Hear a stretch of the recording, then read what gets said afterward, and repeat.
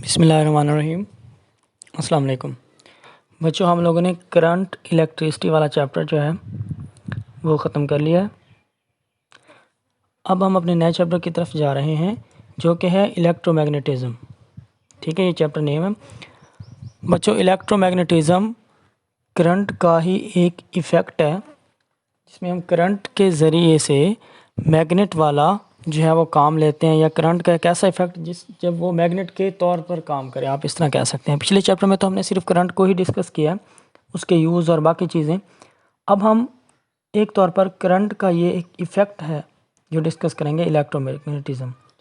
बच्चों, ये बहुत ही इम्पोर्टेंट ब्रांच है, एक किस्म की आप फिज़िक्स की कह सकते हैं, या जो फिज़िक्स का जो करंट इलेक्ट्रिसिटी वाला जो पोर्शन है उसकी एक बहुत इंपॉर्टेंट ब्रांच है। इसके हम बहुत ज़्यादा यूजेस पढ़ेंगे और प्रैक्टिकल लाइफ में हम इसके बहुत ज़्यादा यूजेस देखते भी हैं। जैसा कि अगर आपके घर में कोई फ़ैन है, कोई मोटर्स वगैरह हैं, तो उन सब में इलेक्ट्रोमैग्नेटिक इफ़ेक्ट लाजमी तौर पर है, जिसको हम डिटेल के साथ पढ़ेंगे भी। इसके अलावा बच्चों हम पढ़ेंगे magnetic effects of steady current.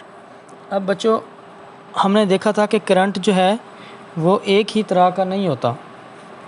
ठीक है, हमने चेंजिंग करंट के बारे में, जिसकी वैल्यू जो है वो कंटिन्यूसली चेंज होती रहती है, जिस तरह एसी करंट। और सिर्फ हम अगर एसी या डीसी की बात ना करें तो भी स्टेडी करंट ऐसा होता है जिसकी वैल्यू फिक्स रहे। मसलन अगर एसी की वैल्यू भी बार बार चेंज हो रही है, कम डाउन हो रही है या ज़्यादा हो रही है, तो हम उसको भी स्टेडी नहीं कह सकेंगे। इसके अलावा हम राइट हैंड रूल वगैरह और सोलेनॉइड क्या होती है ये भी इसी लेक्चर में पढ़ेंगे। तो सबसे पहले हम आते हैं इलेक्ट्रोमैग्नेटिज़्म की डेफिनेशन की तरफ।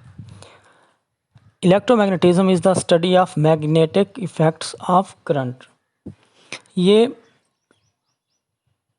स्टडी है करंट के मैग्नेटिक इफ़ेक्ट्स की। मैग्नेटिक इफ़ेक्ट्स क्या होते हैं? जब करंट, जिस तरह मैग्नेट्स नहीं अट्रैक्शन करते या रिपल्शन करते, उस तरह करंट नहीं लगता है करंट जब किसी कनेक्टर में से वो गुजरे। तो अब इसके कुछ पहले हम इंट्रोडक्शन की तरफ जाना चाह रहे हैं, तो इसके कुछ बेसिक यूज़ भी पढ़ लेते हैं इलेक्ट्रोमैग्नेटिज़्म के। The use of electromagnetism in different fields of science and technology is very wide. बहुत ज़्यादा यूज़ है बच्चों इलेक्ट्रोमैग्नेटिज़्म का। मोटर एंड इलेक्ट्रिक मीटर्स, जो हमारी मोटर्स हैं, इलेक्ट्रिक मीटर्स हैं। इसके अलावा जो बेल्स हैं हमारे घरों में, डोर बेल्स, ये भी मैग्नेटिक इफेक्ट से चलती हैं। Are based on the effect of magnetism produced by the electric current in wires. Generators produce electric current due to movement of wires near very large magnets. तो ये सारा कुछ magnets का और करंट्स का आपस में एक दूसरे के ऊपर इफेक्ट है, जिसकी वजह से ये सारे डिवाइसेस जो हमने अभी पढ़े ये चलते हैं। अभी देखें, हम एक स्टेडी करंट के मैग्नेटिक इफेक्ट्स की तरफ जाते हैं। Ampere discovered that a current passes through a conductor, it produces magnetic field around it. Ampere नामी साइंसदान ने सबसे पहले ये दरियाफ्त किया था कि जब किसी कंडक्टर में से करंट गुजरेगा ना, उस कंडक्टर के बाहर फील्ड पैदा हो जाएगी। कौन सी field? Magnetic field. Magnetic field क्या होती है बच्चों? मैग्नेट के इर्द गिर्द का वो एरिया जहाँ पर वो किसी और मैग्नेट के ऊपर अट्रैक्शन या रिपल्शन की फोर्स लगा सके। ठीक है, वो उसकी फील्ड कहलाएगी। अब यहाँ पर मैग्नेटिक फील्ड पैदा होनी है, मतलब वायर के इर्द गिर्द ऐसी रीजन पैदा हो जाएगा जिसके अंदर वो या तो और मैग्नेट को अट्रैक्ट करेगा या रिपेल करेगा। To demonstrate this we take a straight conductor wire and pass it vertically through a cardboard. अच्छा बच्चों, अभी हम इसको ना समझने जा रहे हैं। ठीक है, और इसके लिए हम एक छोटी सी जो है डायग्राम को भी समझते हैं और फिर हम एक वीडियो से भी समझेंगे। देखिए बच्चों, यहाँ पर हमने एक बैटरी लगाई है, ये स्विच है के स्विच मतलब ये हम सर्किट को कभी भी रोक सकेंगे या चला सकेंगे। अच्छा, होगा क्या? जैसे हम इसमें से करंट पास करवाएंगे, ये जो कन्वेंशनल करंट की बात हो, यहाँ से गुजरेगा तो ये फील्ड पैदा हो जाएगी। और एक बात आपने याद रखनी है कि मैग्नेटिक फील्ड को हमेशा आपने सर्कुलर लाइंस में ही लेना है, क्योंकि ये वायर क्या है? स्ट्रेट वायर है, और स्ट्रेट वायर के अराउंड सर्कुलर ही पैदा होंगी। अच्छा, अब होगा क्या? सबसे पहले हमने इसको परफॉर्म किस तरह करना है, अगर हम खुद करना चाहें तो हम कर सकते हैं। ऐसा करना होगा कि ये एक बोर्ड है, जिस तरह कार्डबोर्ड, इसके अंदर से हमने वायर गुजार दी है। ठीक है, वायर में से करंट पास करवाया और इसके ऊपर ये जो लाइंस है ना, एक्चुअली ये हमने इमेजिनरी ड्रा की हुई हैं, हमें इन लाइंस का पता कैसे चला? हमने ना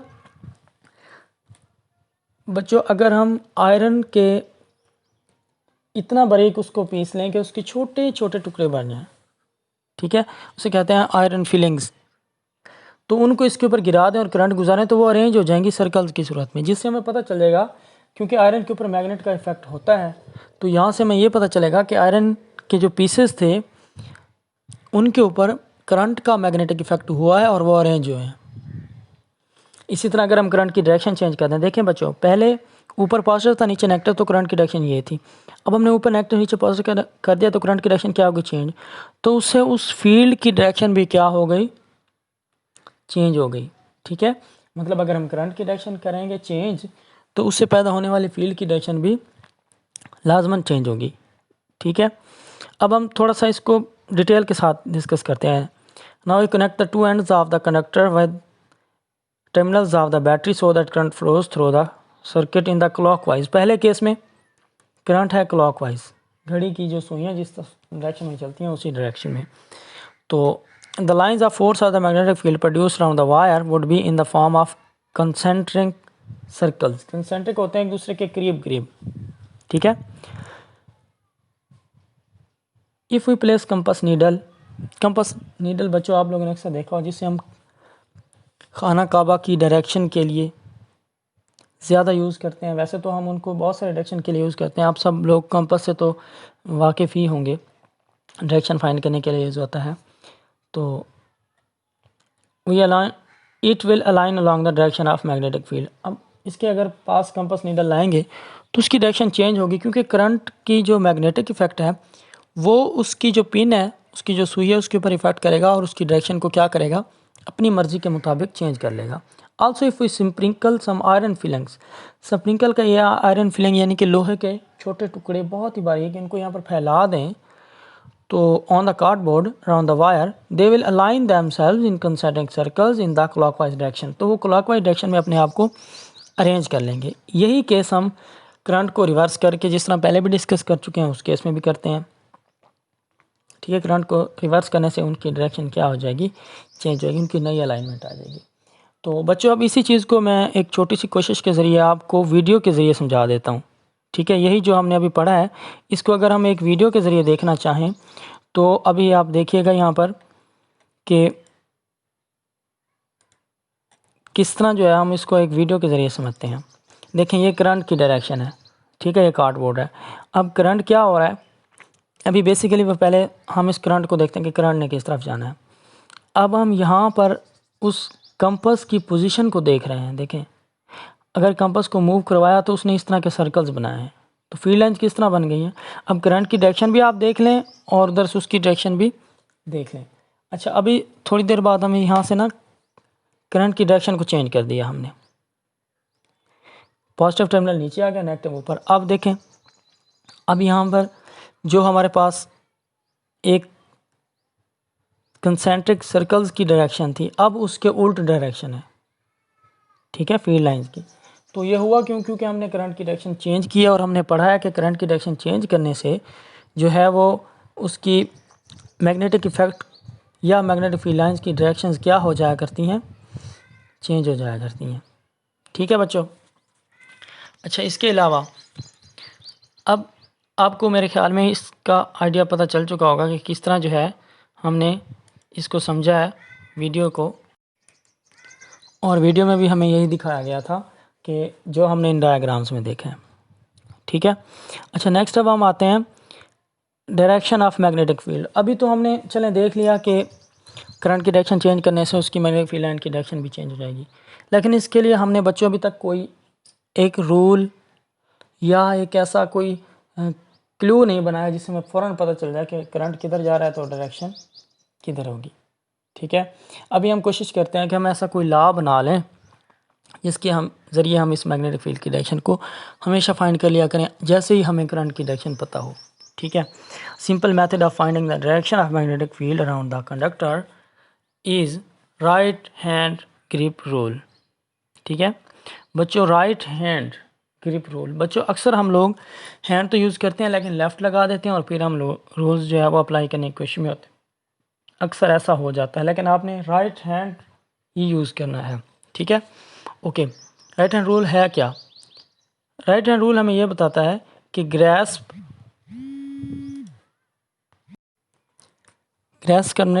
करने का मतलब होता है कि अपने हैंड के अंदर उस वायर को, आपने सेंटर में वायर हो, बाहर आपका जो है वो हैंड हो। ओके, ग्रैस्प अ वायर, वही वायर जिसमें से हम करंट गुजार रहे हैं। लेकिन बच्चों ऐसा नहीं है कि आप बिल्कुल ही जिस तरह इंसुलेशन के बगैर वायर हो और उसको आप जो है पकड़ लें, नहीं, ये एक आइडिया है। ठीक है, ये बस एक आइडिया है कि किस तरह जो है आपने यूज़ करना है। बेशक उसके अंदर करंट हो या ना हो, आप राइट हैंड रूल लगा कर डायरेक्शन चेक कर सकते हैं। लेकिन सबसे जो आसान बात है वो ये है कि आप करंट गुजारे बगैर ही चेक कर लें, और बाद में आपको पता तो है कि आपने किस डायरेक्शन के हवाले से चेक किया, आप उसमें से करंट जो है वो पास करवा लें। Okay, such that your thumb is in pointed in the direction of current. अब जब आपका जो थंब है ना उस डायरेक्शन में होना चाहिए जिस डायरेक्शन में जो है करंट जा रहा है। देखें यहाँ पर थंब उस डायरेक्शन में जिसमें करंट जा रहा है, और बाकी जो आपकी कर्लिंग मुड़ी हुई जो उंगली हैं ये बताएंगी कि फील्ड की डायरेक्शन किस तरफ होनी है। ठीक है, यहाँ से हमें पता चल जाएगा कि फील्ड की डायरेक्शन जो है वो इस तरफ है। ऊपर हमने करंट की डायरेक्शन दिया थंब के ज़रिए, और बाकी जो है वो हमने कर्लिंग फिंगर्स हमें बता रही हैं कि फील्ड की डायरेक्शन किस तरफ होगी। ये है राइट हैंड रूल। बच्चों आपने इसको अच्छे तरीके से याद करना है और इसको अप्लाई करना लाजमी। एक बार कोई भी चीज़ उठा लें, अपने हाथ में पेन रख लें, पेन पर भी आप अप्लाई करके एक बार प्रैक्टिस कर लें इसकी। ठीक है, ओके। अब हमने राइट हैंड रूल पढ़ लिया। अब हम एक सोलेनॉइड की तरफ आते हैं जो कि बहुत ही इंपॉर्टेंट टॉपिक है। Solenoid, a coil of wires consisting of many loops is called solenoid. अब सबसे पहले आपको पता होना चाहिए कि सोलेनॉइड है क्या। फर्दर डिटेल्स इसकी बाद में हम पढ़ेंगे। ओके, सोलेनॉइड होती है बच्चों स्प्रिंग शक्ल की वायर। ये देखें, ये जो वायर है ना उसको हमने किसी चीज़ के ऊपर जो है वो इस तरह माउंट किया, इस तरह चढ़ाया कि वो उसको जब हमने टर्न्स दिया तो इस स्प्रिंग की शक्ल बन गई है। मुझे उम्मीद है आप लोगों को ये जहन में आइडिया आ रहा होगा कि किस तरह हो सकती है सोलेनॉइड की शेप। किसी कंडक्टर वायर को अगर हम स्प्रिंग की शेप दें और फिर उसके एंड्स को बेशक जोड़ें या ना जोड़ें, वो सोलेनॉइड बन चुकी है। अब एंड्स को जोड़ने का क्या मकसद हो सकता है? ताकि उसमें से करंट पास करवाएं, और फर्दर हम इसके बारे में डिटेल से पढ़ते हैं कि उसमें से जब करंट पास करवाते हैं तो क्या होता है। अब होता यह है, the field from each loop in a solenoid adds to the field of the other loops. अब हुआ क्या, जैसे हमने करंट गुजारा, हमें पता है कि हर ये कंडक्टर्स है ना बहुत सारे, तो इन सब की फील्ड होगी, तो सारी फील्ड्स अंदर एक दूसरे के साथ ऐड हो जाती हैं, creates a total greater field strength. जब बहुत सारी फील्ड्स मिलेंगी तो एक मजबूत फील्ड बनेगी। Electric current in the solenoid of wire produces magnetic field which is similar to the magnetic field of bar magnet. अब होता यह है कि देखें, एक साइड पर फील्ड लाइंस अगर यहाँ पर हम देखें तो इंटर हो रही हैं, दूसरी साइड पर क्या हो रही हैं, एग्जिट। अब बार मैग्नेट के में तो ऐसे ही होता है ना कि एक उसके एंड में से फील्ड लाइंस निकलती हैं और दूसरे एंड में क्या होती हैं, दाखिल। तो यहाँ पर भी ऐसे हो रहा है कि एक एंड से निकल रही हैं, दूसरे एंड में दाखिल हो रही है। यहाँ से हमें ये पता चला कि सोलेनॉइड भी एक बार मैग्नेट के तौर पर काम कर सकता है। ठीक है, जब हम इसमें से करंट जो है वो पास करवाएं या इसको करंट दें, इसकी जो लूप्स हैं उन सब की फील्ड्स आपस में क्या होती हैं, ऐड। और फील्ड के ऐड होने से एक स्ट्रॉन्ग फील्ड बनती है जो कि फिर बार मैग्नेट के तौर पर एक्ट करती है। ओके, अच्छा, अब फर्दर इसी के बारे में कुछ और डिस्कस करते हैं कि किस तरह ये बार मैग्नेट से रिजेंबल करती है। Current carrying solenoid, when a current carrying solenoid is brought close to a suspended bar magnet, one end of the solenoid repels the north pole of the bar magnet, thus the current carrying has a north pole, and solenoid a south pole and behaves like a magnet। ठीक है, अब अगर हम किसी भी bar magnet के पास लेकर जाते हैं एक करंट कैरिंग कॉइल, जिस तरह यहाँ हमने रखा हुआ इन दोनों को, ठीक है, अब होगा क्या, उनमें से इन दोनों के एक एंड आपस में क्या करेगा, रिपेल। अच्छा, अब रिपेल होने का मतलब यह है कि वो दोनों पोल्स क्या हैं, सेम है। वो चाहे साउथ हो सकते हैं चाहे नॉर्थ हो सकते हैं। इससे हमें ये पता चला कि लाजमी बात है कि उसके भी दो पोल्स हैं, नॉर्थ और साउथ। ठीक है। सोलेनॉइड के, बार मैग्नेट के तो होते ही हैं नॉर्थ और सोल, और जब सोलेनॉइड भी रिपेल करिए तो मतलब वो सेम पोल है। या तो अगर हम उसको हम अगर बार मैग्नेट का नॉर्थ पोल देख रहे हैं तो उसका भी नॉर्थ होगा, उसका साउथ दे रहे हैं तो उसका भी साउथ होगा। तो यहाँ से हमें एक किस्म की सिमिलैरिटी पता चलती है मैग्नेट के दरमियान और सोलेनॉइड के दरमियान। इलेक्ट्रोमैग्नेट के बारे में पढ़ते हैं कि ये क्या होता है। बच्चों ये बहुत ही इंपॉर्टेंट चीज़ है एक, जो हम बहुत से डिवाइसेस में यूज़ करते हैं, और वो डिवाइसेस हम अपने लिए यूज़ करते हैं। जिस तरह घरों में भी ये हो गया हमारे पास, इलेक्ट्रिक बेल्स हो गई, इलेक्ट्रिक मोटर हो गई, जनरेटर्स हो गए, इन सब में बार मैग्नेट भी यूज़ होते हैं, इलेक्ट्रोमैग्नेट भी यूज़ होते हैं। The type of temporary magnet which is created when current flows through a coil is called an electromagnet। यहीं से आपको समझाते हैं। देखें, जब तक हम इस सोलेनॉइड के अंदर या इस चीज़ के अंदर करंट रखते हैं तब तक ये मैग्नेट के तौर पर काम करेगी, ऐसे है ना। और जैसे ही हम ये करंट इसमें रोक देंगे तो ये मैग्नेट के तौर पर काम नहीं करेगी। मतलब ये कैसा मैग्नेट हो गया जो करंट की मौजूदगी में तो एक्ट करता है, अगर करंट मौजूद नहीं है तो ये कोई जो है वो इफ़ेक्ट नहीं करता, तो इसे हम इलेक्ट्रोमैग्नेट कह सकते हैं। तो टाइप ऑफ टेम्परेरी एक आर्जी मैग्नेट होता है। परमानेंट मैग्नेट वो होते हैं जिनकी हमेशा फील्ड रहे, चाहे हम उसमें से करंट गुजारें या नहीं गुजारें। लेकिन इलेक्ट्रोमैग्नेट वो होते हैं जो करंट के गुजरने पर तो इफ़ेक्ट देते हैं, लेकिन अगर करंट ना गुजरे तो वो कोई इफ़ेक्ट नहीं देते। ठीक है, ओके। अब इससे नेक्स्ट हम इसको सोलेनॉइड के लिए जो डायरेक्शंस हैं उसकी तरफ आते हैं। करंट की डायरेक्शन कैसे हमें पता चलेगी सोलेनॉइड में, या फील्ड की डायरेक्शन कैसे पता चलेगी। Direction of field produced bye a coil.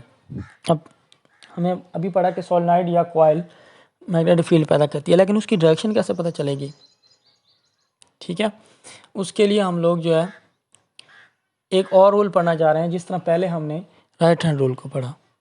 ठीक है, ये भी होगा राइट हैंड रूल, मगर ये थोड़ा सा डिफरेंट तरीके से अप्लाई होगा। सबसे पहले देखते हैं कि हमें उसके बारे में स्टेटमेंट क्या बताई जा रही है। The direction of field produced by coil due to flow of conventional current. एक बात याद रखनी है आपने, राइट हैंड रूल जो हमने वायर पर लगाया और जो यहाँ पर लगाया, ये दोनों सिर्फ कन्वेंशनल के केस में अप्लाई होते हैं, कन्वेंशनल करंट के केस में। In the direction of conventional current और thumb will indicate the direction of north pole. ठीक है, करें finger in the direction of conventional current. अब सोलेनॉइड के अंदर आप कहेंगे कि फिंगर्स किस तरह डायरेक्शन दे सकती हैं, तो यहाँ पर देखें, सिंपली करंट हमारे इस एंड से आ रहा है ना, देखें तो उधर से घूम कर इधर आएगा, मतलब फिंगर्स भी उधर की तरफ घूम रही हैं और मुड़ कर तो इन्होंने वापस ही आना है ना, अगर इतनी लेंथी हो तो ये फिंगर्स को हम करंट की डायरेक्शन के साथ अटैच कर सकते हैं। अब फ़र्ज़ करें हम थंब इधर करते हैं, इस तरफ कर देते हैं, तो फिंगर्स की जो डायरेक्शन है और जो करंट की डायरेक्शन है कभी मैच नहीं होगी। इस केस में मैच हो रही है।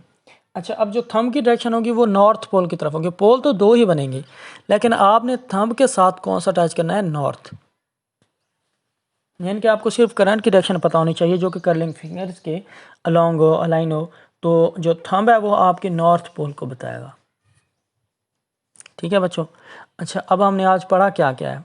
सबसे पहले हमने पढ़ा कि इलेक्ट्रोमैग्नेटिज्म क्या होता है। ठीक है, फिर हमने स्टेडी करंट यानी कि सिंपली फ्लोइंग करंट के इर्द गिर्द जो है वो फील्ड को पढ़ा, उसकी डायरेक्शन के लिए रूल्स पढ़े। ठीक है, डायग्राम्स देखी, सोलेनॉइड के बारे में पढ़ा, सोलेनॉइड की फील्ड के बारे में पढ़ा, सोलेनॉइड और बार मैग्नेट के दरमियान सिमिलरिटीज़ पढ़ी। ठीक है, और फिर हमने डायरेक्शन के लिए राइट हैंड रूल पढ़ा।